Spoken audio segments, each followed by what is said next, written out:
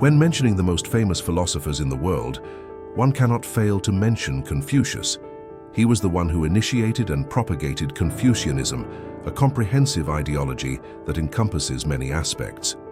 Later on, a part of it became the dominant ideology used by Chinese dynasties to govern. The influence of Confucius and Confucianism extended beyond China and had a significant impact on the culture of other East Asian countries. He has always been revered as the teacher of all ages and was elevated to the status of a sage. Welcome to Dreamy Nights, where we will briefly explore the life of Confucius. Alongside that, we will also touch upon a small but important part of Confucius's vast and profound ideological system, which is his political thought. The life of Confucius, like that of many other philosophers of the pre-Qin period, is known to us through historical records that contain many uncertainties. The first person to write biographies of the philosophers of that era was Sima Qian, the author of the Records of the Grand Historian. Although Sima Qian wrote quite a detailed biography of Confucius that is longer than those of other contemporary philosophers, including many details about his life, for various reasons, it is not possible to fully trust everything he recorded. Sima Qian lived nearly 400 years after Confucius, during the period when Emperor Wu of the Han dynasty began to establish Confucianism as the dominant ideology. Moreover, prior to that, there had been incidents such as the Qin Shi Huang burning books and the destruction of the Qin library by Xiang Yu. Therefore, the materials that Sima Qian had at his disposal for researching the pre-Qin period were limited, and in writing his history, he included both folklore and sources of questionable reliability that cannot be verified.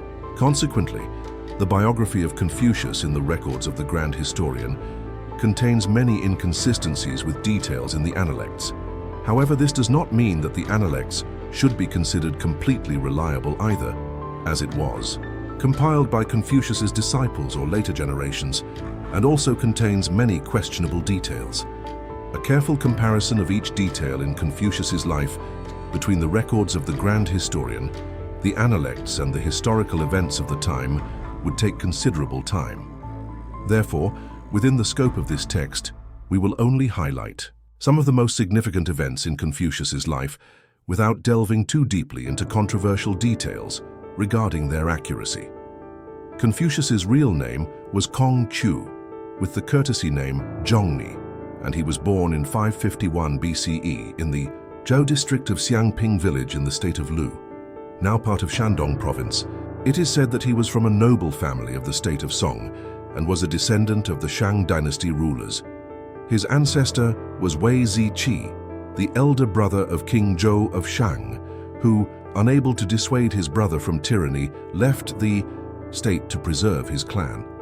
After King Wu of Zhou overthrew the Shang dynasty, he granted fiefdoms to some of the Shang clan members to stabilize the situation. Initially, Wei Ziqi was enfiefed in the distant land of Korea, but was later moved back to the former Shang territory, which was called the State of Song. After Wei Ziqi's death, his younger brother Wei Zhong succeeded him, and Wei Zhong was the 14th generation ancestor of Confucius. Over more than 10 generations, a branch of Confucius's direct ancestors, due to a power struggle in the Song court, fled to the state of Lu, and from there, the lineage continued to Confucius. Confucius's father, Shu Liang He, held a minor, military position in Lu. Some books claim he was a dafu, which seems inaccurate since dafu was a relatively high and prestigious official rank in the spring and autumn period. Shu Liang He was known to be courageous and strong, though his family was quite poor. His first wife bore him only daughters, so he took a concubine who bore him a son named Meng Pi. But this son had a disability in his leg. It was not until he was old that he took another concubine. When he was nearly 18 years old, Confucius was born. When he was 2 years old, his father died. Because the family was poor, from a young age, he had to work many jobs to make a living. He worked for the powerful aristocrats of the Lu state. At that time, doing tasks like separating rice and guarding sheep for sacrifices during festivals. Confucius was a studious man, especially in matters related to ritual, though it is unclear whom he learned from.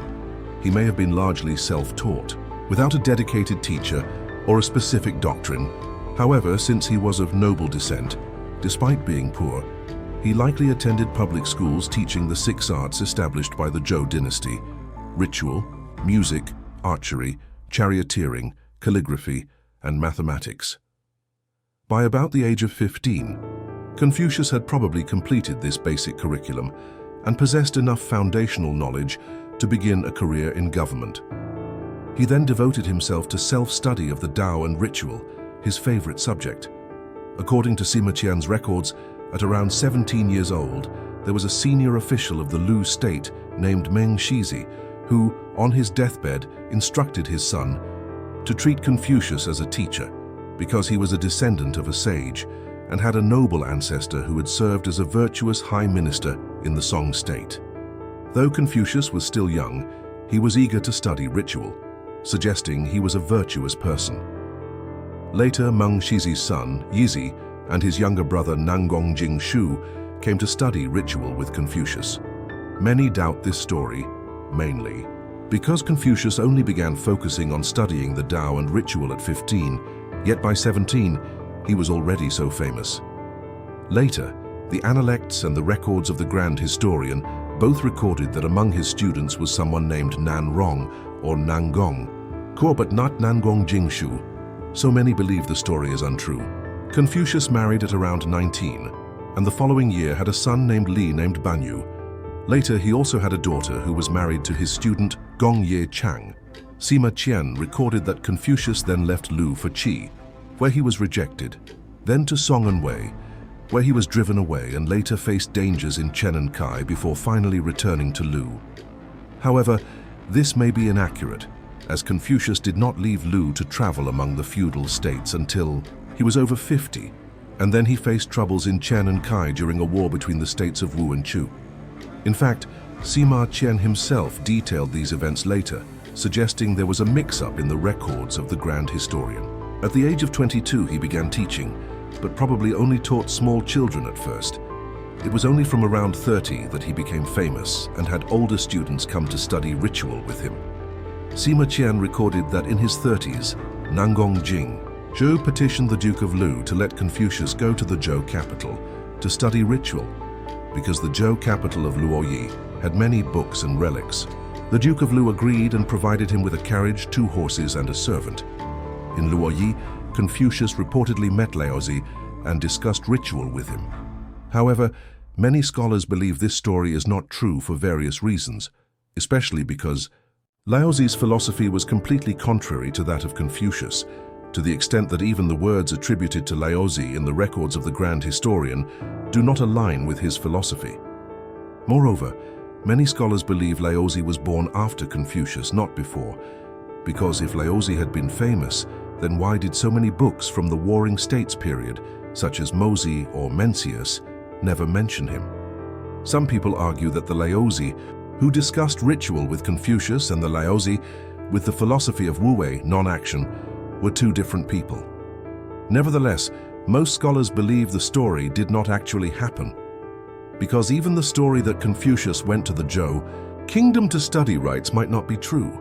In 516 BCE, when Confucius was 35 years old, the state of Lu was in turmoil as the 3 most powerful nobles raised an army to rebel, forcing Duke Zhao of Lu to flee to the state of Qi. Confucius also temporarily fled with him. Duke Jing of Yi met Confucius to ask about politics and expressed a desire to grant him land and appoint him as an official in Qi. But many court officials opposed it, so it did not happen.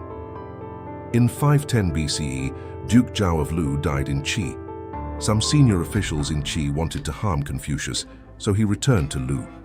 The new ruler, Duke Ding of Lu, came to the throne, but was still oppressed by the noble families, and the situation did not improve much. During these years, Confucius continued to study and teach, and the number of his students increased greatly. Some came from far away to learn from him, and he eventually had up to 3,000 students, though only a few were his closest disciples, who stayed with him. Among his closest students who appear in the Analects were Yan Hui, Zilu, Zigong, Zheng Shen, Ranqiu, and Gu Li. His teaching methods inspired admiration, and his conduct earned their deep respect and love, akin to a father-son, relationship. Even later, when he wandered among various feudal states and often faced danger, his students never abandoned him, showing how deep their loyalty ran. In 502 BCE, when Confucius was 50 years old, Duke Ding of Lu appointed him as the minister of justice in charge of Zhongdu, the capital city of Lu, a position roughly equivalent to a capital governor in later dynasties. After about a year, Zhongdu became significantly more orderly and disciplined under his administration, so Confucius was promoted to Minister of Works and then to Grand Minister of Justice. In 500 BCE, Lu and Qi held a peace conference at Jiagu on the border. Initially, Duke Ding only intended to bring Confucius along in his carriage, but Confucius advised that at such diplomatic meetings, the ruler should have strategists and military officers for protection. Duke Ding agreed and brought 2 vice ministers of war along with some soldiers stationed 10 miles away from the conference. According to Sima Qian, at the conference, Duke Jing of Qi deliberately had many people stage scenes to intimidate and humiliate Duke Ding of Lu, but Confucius intervened several times, demanding that Duke Jing dismiss those troublemakers and even requesting that the singers who had earlier sung obscene songs have their limbs cut off. Thus, Duke Jing failed to intimidate or humiliate Duke Ding, and eventually, at Confucius's urging, returned lands that Qi had previously seized from Lu as an apology. However, many scholars believe this story is too embellished, suggesting that Qi returned the land because Lu was preparing for war rather than because of apologies at the conference. Whether the Jiagu event was real or exaggerated, Confucius continued to be highly respected. In 497 BCE, he advised Duke Ding to curb the power of the 3 noble families so they could no longer fortify cities or maintain private armies. Although Duke Ding only managed to weaken 2 of the families and not eliminate them completely, it was enough to enhance Confucius's prestige and strengthen the state of Lu. The prosperity of Lu made Qi anxious, fearing a strong Lu could threaten Qi directly. Duke Jing of Qi then devised a plan, sending 50 beautiful girls dressed in fine clothes, trained in music and dance, along with 125 fine horses as gifts to Duke Ding. After receiving the girls, Duke Ding neglected state affairs, sometimes not holding court for 3 days, entrusting everything to his minister Zhao. Seeing this, Confucius became disillusioned, knowing he could no longer advise Duke Ding effectively, so he left Lu with about 10 to 20 of his closest disciples and began his journey through other feudal states. Confucius left Lu to travel in 496 BCE when he was 55 or 56 years old, already advanced in age. He had served as an official in Lu for 6 years, enjoyed family harmony, and could have continued to live peacefully there while teaching. Confucius decided to leave his hometown and wandered from one country to another. Why did he do that? Perhaps it was because his lifelong wish was to restore the Tao and the ceremonial rites of the Zhou dynasty, which had fallen into decay, and to re-establish order throughout the realm. The Analects record many passages in which Confucius mentions this mission, so it is likely that he left for this very reason. Moreover, he felt confident because, after years of applying his teachings in Lu, the state had prospered noticeably, which made him believe that he could truly revive the Tao and the ceremonial rites of the Zhou. Perhaps he thought that even if Lu no longer accepted his teachings, there would surely be other states in the realm that would. However, the reality was completely contrary to Confucius's hopes. He and his disciples wandered through many states: Wei, Chen, Zheng, Kai, Song, and even Chufor, a total of 13 years, but he never visited the Zhou court, despite his wish to restore its rights. Perhaps he thought that the Zhou was already too weak to be revived, or perhaps he felt that helping the Zhou might not actually make it flourish, and might instead arouse suspicion among the powerful neighboring states, which would only harm the Zhou king. Later scholars concluded that Confucius's desire to honor the Zhou rites while refusing to assist the Zhou king was both a contradiction and a tragedy of his time. Despite his many years of wandering, no state actually adopted his teachings. A few rulers, such as the king of Chu, considered employing him, But local nobles and ministers intervened out of fear of losing their own positions to Confucius and his disciples. Some lords received him and held many conversations with him, like the King of Wei, but ultimately they had no intention of using him.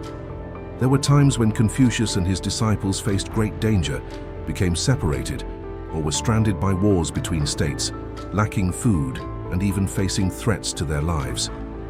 Yet Confucius never lost heart and continued to spread his ideals. Zilu once told him that his Tao was too lofty and that no one could understand or implement it, urging him to lower his standards, but Confucius refused, as he should have. Some of his disciples were offered official positions in Lu and Wei, but Confucius himself was never truly employed by any state. In fact, he nearly returned to serve in Lu. In 492 BC, while Confucius was in Chen, the powerful minister Ji Huanzi of Lu died. Regretting that he had not used Confucius to help the state prosper, he advised his son Ji Kangzi to invite Confucius back to serve. However, Ji Kangzi only invited Confucius's talented disciple Ran Chu instead. By 484 BC, Ran Chu had already been serving in Lu for some years and had achieved many accomplishments, even leading troops to victory against Qi. Ji Kangzi praised Ran Chu and asked from whom he had learned so much about warfare. Ran Chu replied that he had learned from Confucius. Only then did Ji Kangzi remember Confucius and sent gifts to invite him back to Lu. After nearly 70 years of age and 13 years of wandering without achieving his ambition, perhaps Confucius had grown somewhat discouraged and realized that no state in the realm would adopt his teachings. So he returned to Lu, worn out by years of hardships, unable to fulfill his goal. Though he returned, he was not given a direct role in government, but only served as an advisor to his disciples such as Ran Chu and Zilu. Perhaps even he became disheartened when Lu's situation remained unimproved, with powerful ministers suppressing the king and focusing only on their own gain. During his last 15 years, Confucius did not teach much anymore, and by his side remained only his most devoted disciples. He devoted a lot of his attention to writing books and arranging materials on rituals and history. Sima Qian wrote that he was the one who recompiled the classic of poetry, the classic of documents, the book of rites, and the classic of music. Han also wrote a part of the I Ching, though later scholars refuted this claim. Perhaps he did help define certain sections, but the versions we have now were the work of many generations, so it would not be accurate to attribute all the merit to Confucius alone. He also seemed to have had a role in editing music, but because the classic of music was lost, this cannot be verified. Only the Spring and Autumn Annals, a chronological record of the state of Lu from 722 to 481 BCE, can be confidently credited to him. As for the Analects, it is more appropriate to see it as the work of his disciples over generations rather than by Confucius alone. In the last years of his life in Lu, he faced many sorrows as his son, and many of his disciples died before him. It is unclear exactly when his wife died, but it was probably before he returned to Lu. Shortly after he returned, his son Bo Yu died, and about 1 or 2 years later, his most beloved disciple Yan Hui passed away. Confucius mourned deeply for Yan Hui, crying so bitterly that his disciples had to restrain him. Then, not long after, Zilu died unexpectedly in Wei during a rebellion. This made Confucius even more sorrowful. Around him now remained only Zigong, one of his closest disciples who was still near him. In the year of his death, when Zigong visited him, he saw the master leaning on a staff waiting at the door, and Confucius shed tears and told him that the world had been in chaos for a long time, and no ruler had accepted his advice, so he was about to depart.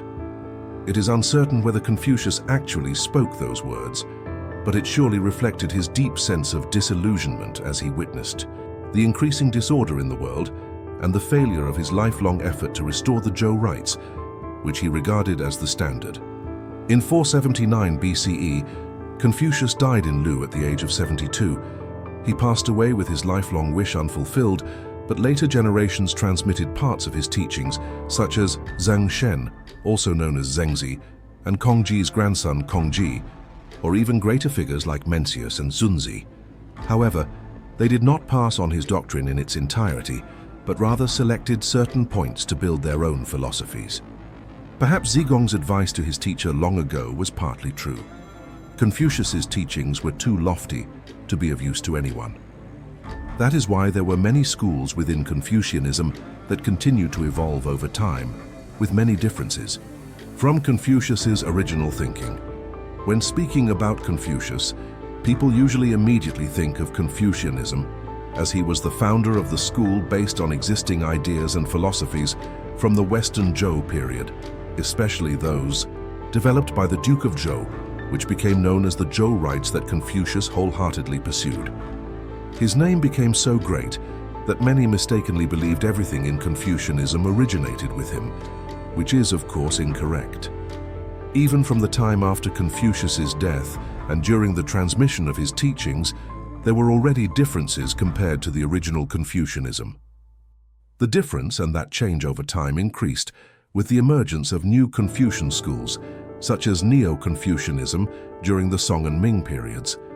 To cover every aspect of Confucianism and its schools would be very long and complex, so, in the scope of this video, we will focus only on a few of the most prominent features within the broad Confucian ideological system, especially Confucius' political thought.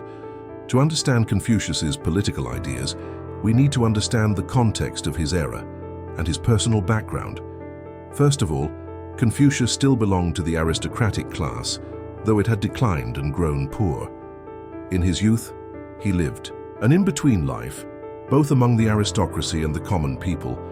So he had the lifestyle and mindset of the aristocracy, but also was close to and sympathetic to the common people, though he could only be considered a friend of the commoners, rather than fully belonging to their class, like Mencius did later. This influenced his views. His ancestors were nobles of the Shang dynasty, but by his time they had lived under the Zhou dynasty for about 500 years, so there were no more people from the Shang. Confucius completely followed the Zhou dynasty and deeply revered the Duke of Zhou, who made the Zhou dynasty more prosperous through culture and rituals. Moreover, he was born in Lu, whose kings were direct descendants of the Duke of Zhou, so the state preserved many rituals and systems of the Zhou.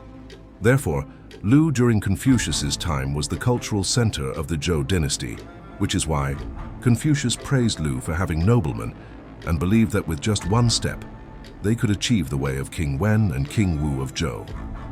The environment shaped him, and combined with his personal fondness for and belief in the ancient classics and rituals, he aspired to restore Zhou dynasty rituals throughout the land. Confucius was born near the end of the spring and autumn period, when the feudal system was already declining, but still somewhat sustainable. The feudal lords of that time still had some respect for the prestige of the Zhou king, so they did not dare to fully overthrow the system, although they wanted to seize power themselves. Like everyone else of his time, Confucius believed that the Zhou feudal system was legitimate and reasonable, simply because at that time, there was no other regime people considered a replacement.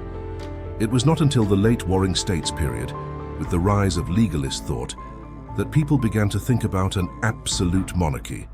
Hence, later generations sometimes criticized Confucius for being conservative and clinging to the feudal system, not understanding the reality of his time. Furthermore, Confucius knew that society could not be turned back to the time of Yao and Shun, even though he and other philosophers of his time viewed that as the golden age of China, simply because the tribal scale of Yao and Shun's time was only a few thousand to tens of thousands of people at most, allowing for the possibility of transferring power to capable individuals. But in his time, even small vassal states had tens of thousands of people, and larger states like Qi, Jin, or Chu could have millions. With such a scale, it was impossible to elect a king and instead had to rely on hereditary succession. Moreover, democracy was not even conceivable at that time. So Confucius had no choice but to accept the existing system as the most reasonable and only tried to improve it. Even 100 years later, no one could do otherwise. Understanding these points helps us see why Confucius, on one hand, held conservative ideas about preserving the old society, using its standards and only adjusting the rights and duties of rulers and ministers. On the other hand, he also had progressive and somewhat revolutionary ideas, as he wanted to cultivate a new class of learned scholars to assist the aristocracy in governing the country, replacing the incompetent and immoral lower nobility. Confucius' political thought can be summarized into three main points. First, following the Zhou system of titles and virtue-based rule. Second, the doctrine of the rectification of names. And third, the importance of maintaining the social hierarchy and order established by the Duke of Zhou. According to Confucius, the first point meant preserving the feudal system and the culture of the Zhou dynasty. Interestingly, Confucius only wanted to follow the Zhou system, not necessarily to revere the Zhou kings, as mentioned earlier. For many years he traveled among the feudal states, hoping that some ruler would adopt his teachings to govern the state and bring peace to the world. But he never actually went to the Zhou court, and the Analects contain no passage praising the Zhou dynasty. In fact, not only Confucius but also other later thinkers did not think of going to the Zhou court to assist them, perhaps because Confucius realized that the Zhou dynasty was too weak to revive. Although he still respected the Zhou king's status as the son of heaven, he did not believe that the Zhou king could pacify the world, and instead advocated relying on the feudal lords to do so. The second important point is the doctrine of the rectification of names, which is central to Confucius's political thought. In short, this doctrine means that everyone must understand and act according to their proper roles and positions. A ruler must act like a ruler, a minister like a minister, a father like a father and a son like a son, a husband like a husband and a wife like a wife. The superior must act like the superior, and the inferior like the inferior. In short, each person must fulfill their responsibilities and stay within their rightful place, not enjoying privileges beyond their position or interfering in the affairs of other roles. Confucius believed that if everyone did this, strictly following the social organization with a clear hierarchy, as established by the Duke of Zhou, then the country would flourish and the world would be at peace. The decline of the Zhou dynasty, according to him, was because everyone, from kings to officials and commoners, no longer respected that organization and abandoned the rituals of the Duke of Zhou. Confucius believed that if he were in power, he could restore that order. Today, when we consider Confucius's political thought, we often criticize him for not advocating democracy, seeing that as a shortcoming. However, that perspective only looks at the surface and fails to understand the context of his time. Indeed, Confucius did not have any concept of democracy, but how could modern democracy be applied to his era 2,500 years ago? Moreover, even though Confucius did not have democratic ideals, he genuinely loved and cared for the people. He opposed allowing the people to participate in state affairs because he knew that at that time, perhaps 99% of the population was uneducated and unqualified to manage state affairs, and letting them do so would lead to chaos.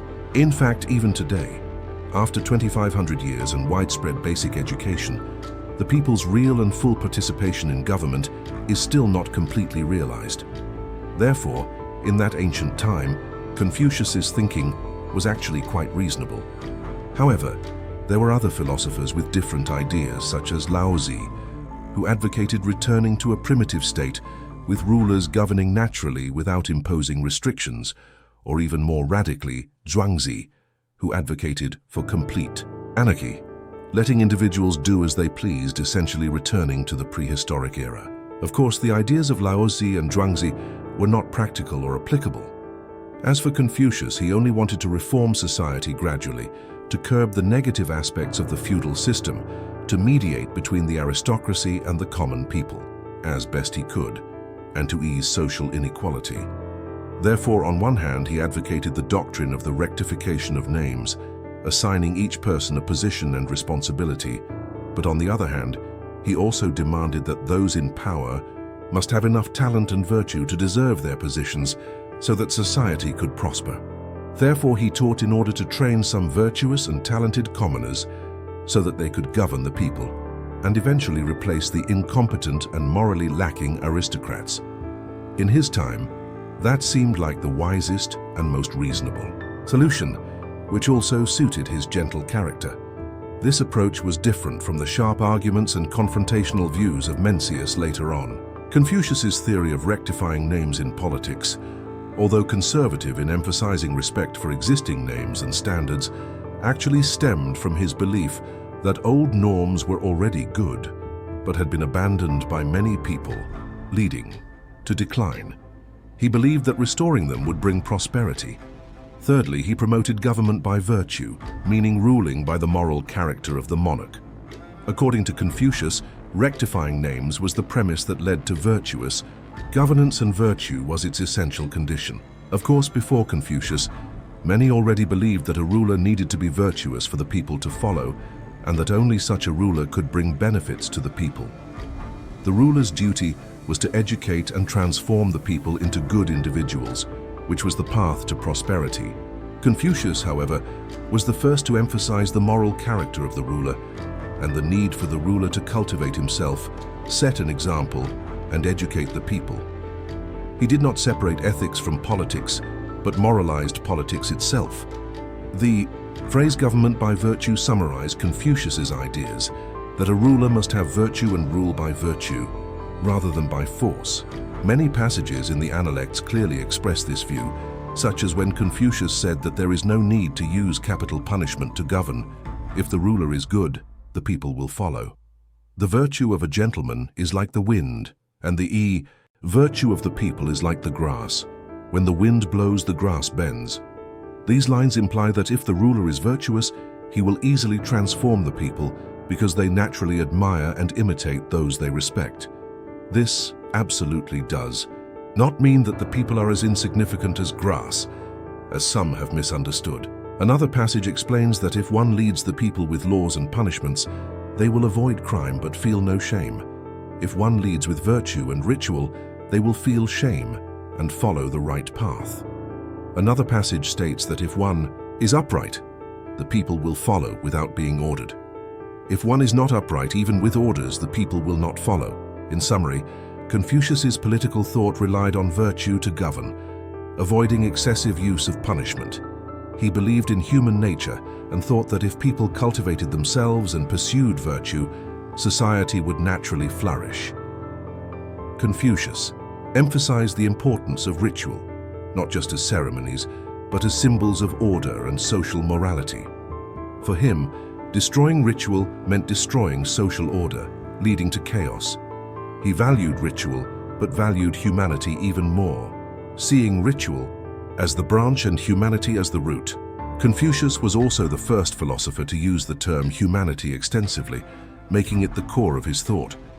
His concept of humanity was broad, not merely about benevolence, but about a higher state of being that everyone should strive for.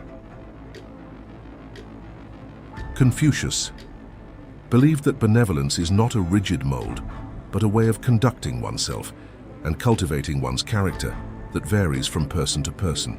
He regarded benevolence as the core of morality, from which all other virtues arise. For Confucius, his concept of moral governance required both ritual propriety and benevolence to be complete.